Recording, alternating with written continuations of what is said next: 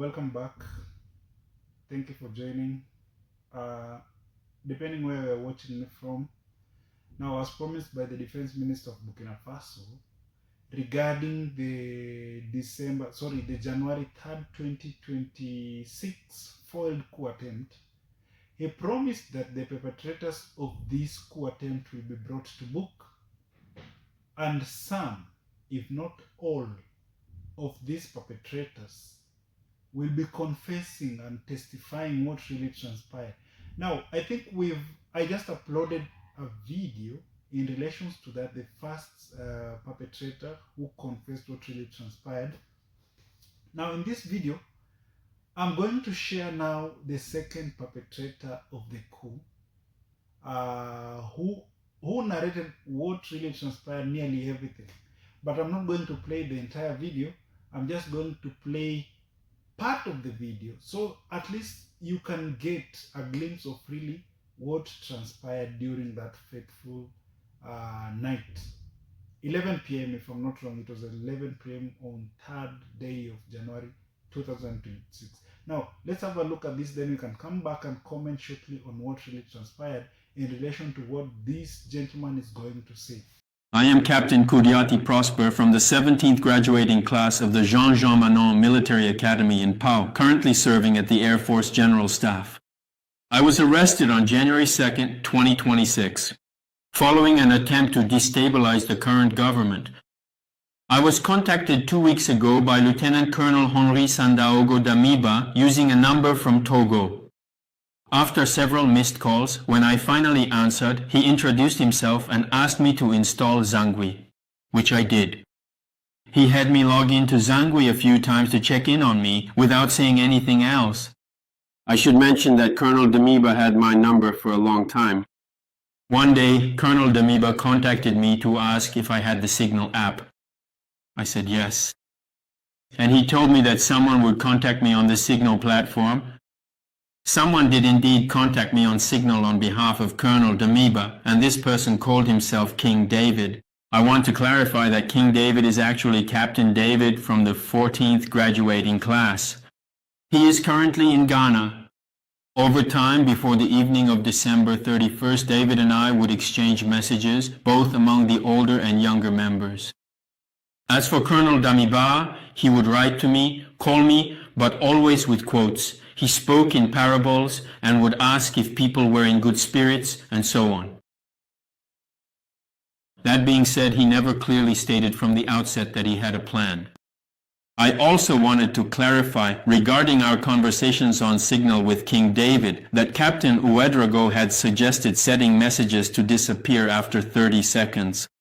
And also, when Colonel Damiba writes to me on Zangui, if I haven't read it after 10 minutes, he deletes the message.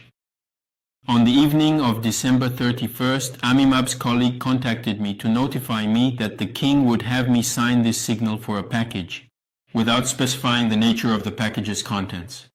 The king had me sign this signal, giving me two numbers, one for the person from whom I was to collect the package, and the other for the person to whom I was to deliver it. That's when I involved my brother, Sauron Robert. He got in touch with the person concerned and collected the package. I want to make it clear that Robert was just helping me out. When I got the package before he handed it over, I opened it. It was money. Same scripts, different actors. It's funny, but again, this is Africa, so it's not that much funny as to say, because as promised by the defense minister that all of these people who are taking part in the coup will be brought to books. Now, imagine it was you, because all of these people, they are asking for forgiveness from President Traore. Will you forgive this person? Just imagine it was on an equilibrium level of a human understanding. Will you forgive this person? Now, you can write your answer to the comment boxes here. I want to see how you guys are reacting in relation to if you can forgive this person or you cannot forgive this person. But this thing it is coming back and forth, because it's not the first time that there is an attempted coup against the government of Traore. This is the second time against the government of Traore. And Traore is taking precautions. Actually, if you're following Burkina Faso's news, Traore is shifting his focus from the western side and is shifting his focus to now the Asian side. Because Traore now is more glued into Russia-China relations as compared to the West. Mind you, Burkina Faso, alongside with 3 other nations, they are forming an alliance of security personnel, a NATO-like alliance with the aim of combating terrorism within the region. And this one is also with the help of Russia and China, who are training the militias or the military personnel of these governments to combat terrorism. They are training the militias, they are giving them weapons, they are offering scholarships to the students of these countries so that they can better the economy of these countries, the Sahel countries. Now, without even forgetting, we can also have a look at, you see, when this coup occurred, there was one military leader, the defense minister, who stood by Traore. So Traore has promoted this gentleman to be, I think it's a 3-star general, in relations to the role that he played during the coup attempt that occurred, and it was foiled.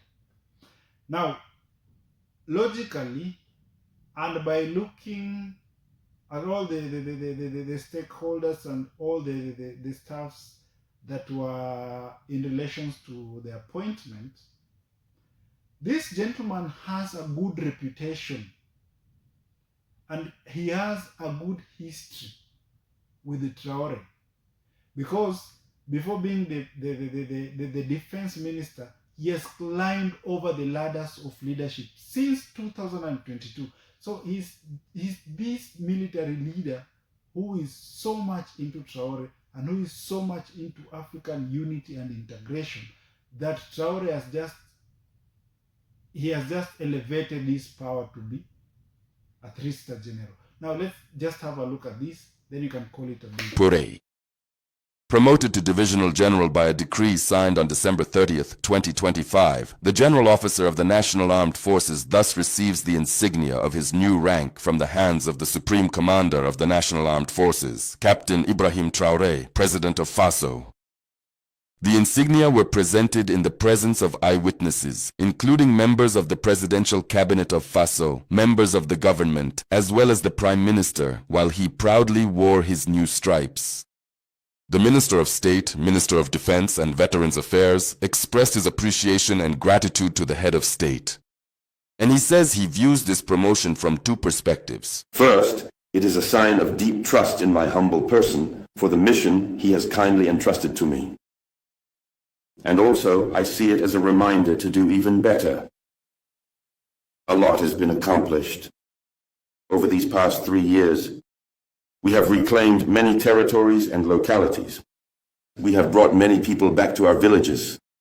In terms of development, President Kavala has accomplished a great deal, because the fight he is leading is not just on the battlefield to conquer, but he is waging a comprehensive struggle on all fronts of the nation. And your views towards this gentleman, the second gentleman who has just confessed and who has just spilled the plate on how things transpired during that fateful night.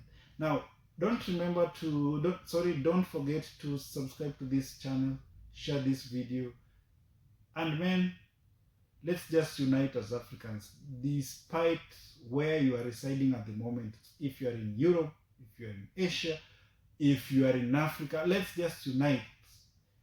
Africa will be great. Africa must be great, because if it's not done,